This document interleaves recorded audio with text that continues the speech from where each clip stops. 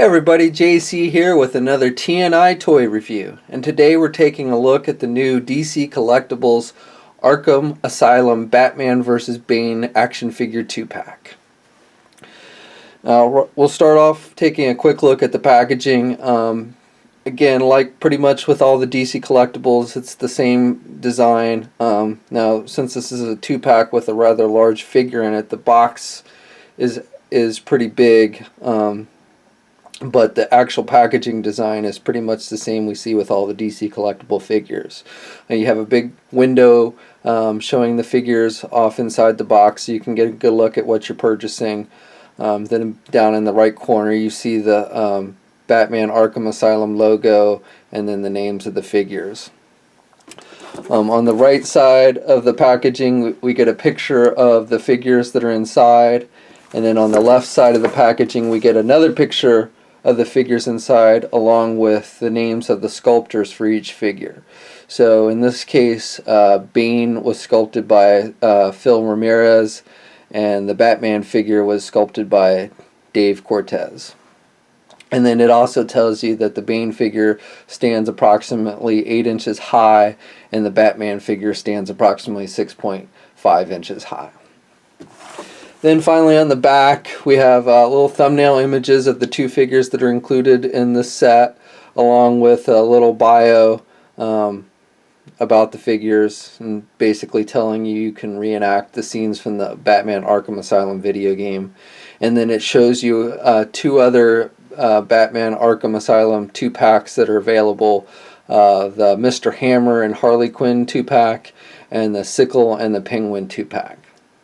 It says they're both in stores now, but I don't think they've actually been released yet. I could be wrong on that, but I don't think those two sets have actually come out. They should be coming out, I think, very shortly.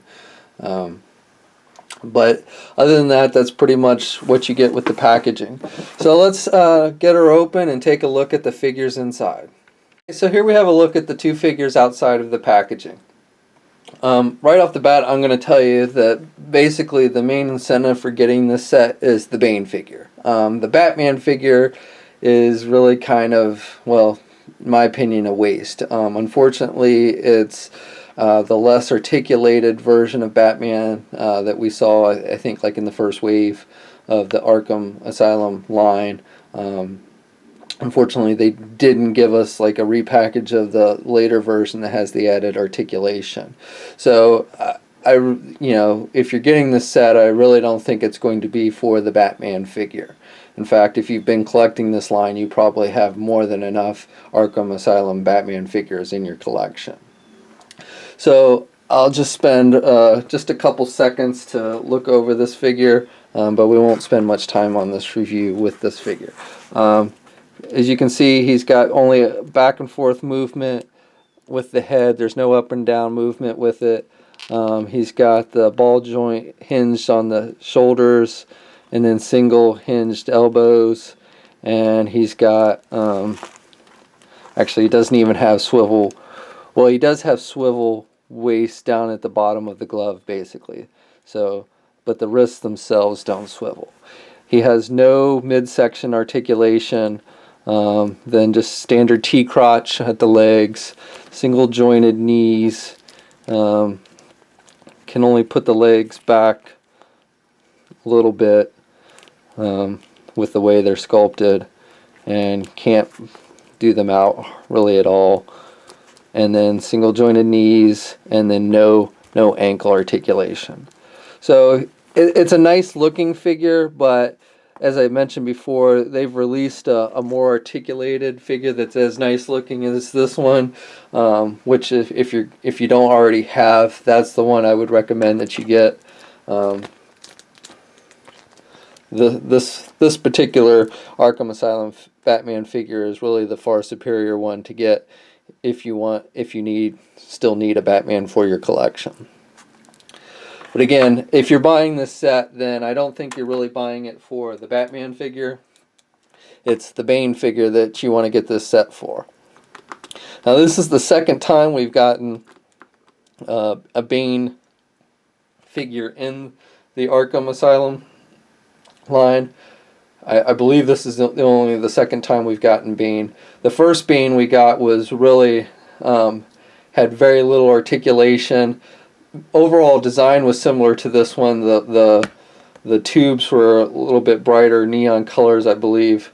I don't actually have that figure, but I know it was very little articulation on that figure. He was in fact kind of stuck in a hunched over position, and this figure seems to be much nicer overall. But let's get a close look at it. The detailing, like with most of the DC collectibles, is amazing.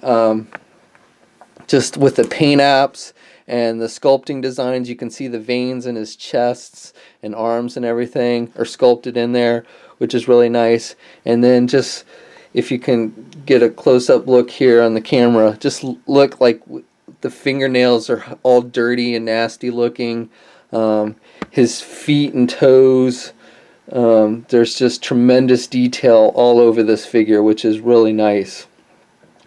So the sculpting work on this figure is amazing, like with most of the DC collectible figures. That's where you get most of your quality, is with the paint apps and the sculpting overall. He's got this backpack on his back, which actually does come off, just fits into a little hole in the back here. However, the tubes don't appear to be removable on the figure, so you can't really, it's not like you can really take the backpack off. It's still hanging there with the tubes, and you have to kind of push on it to really get it back in there. But just to note that does actually come off. And then he's got the tubes coming out of his wrist gauntlets into his hands, and then the ones going out of his head into the backpack and his shoulders. You know, so it pumps him up with the venom, so he gets really big and strong.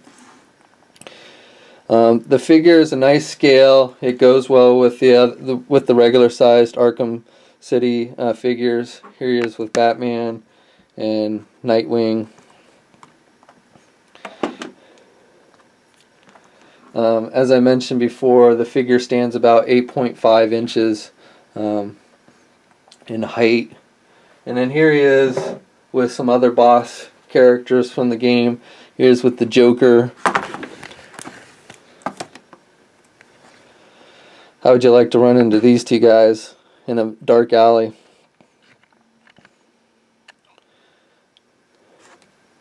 And then here he is with the recently released Solomon Grundy figure.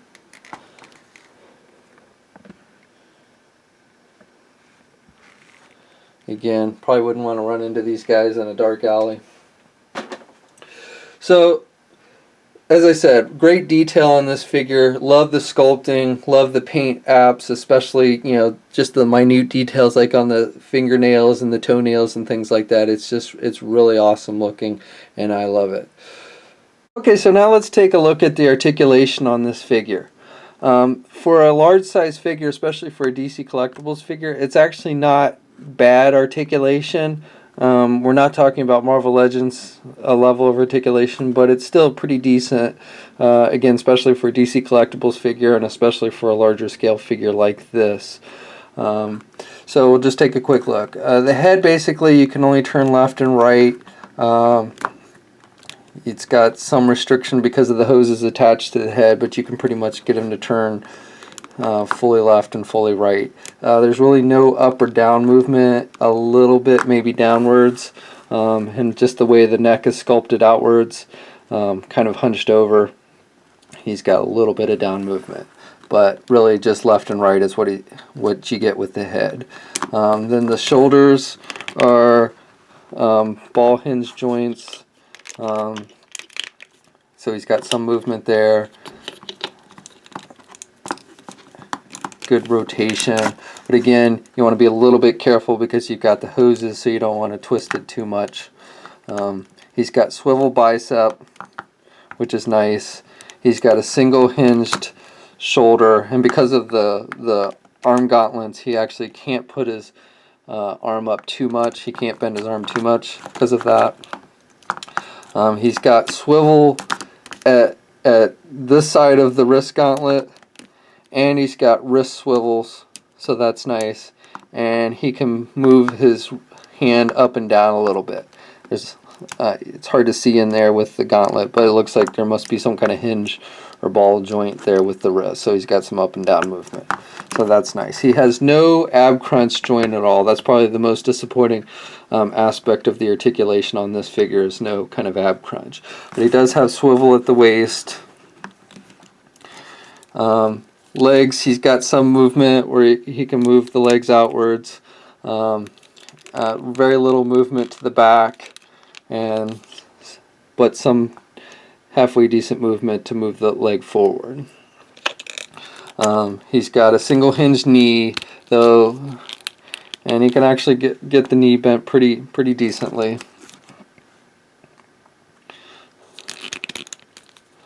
He's got thigh swivel, and then he's got ankle swivel, and he can move the foot up and down some and pivot a little bit to the left and right. It's hard to see what kind of joint it is in there, but the guards on his legs kind of prohibit him from having too much pivot, but he can move it left and right somewhat. So again, pretty good overall articulation for a large size figure like this, especially from DC Collectibles. You can get him in some pretty good poses.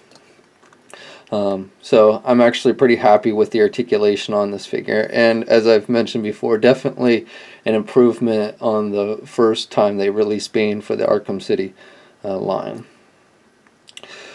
So that pretty much does it. I think, again, the 2-pack, the Batman figure is kind of a waste, but I think the Bane figure is really nice and worth getting. It makes the 2-pack worth getting.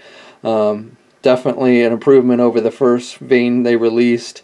The detailing and sculpting on this figure is just incredible, and then the added articulation that they've given this figure over the previous release just makes it a really nice addition to your Arkham City line of figures.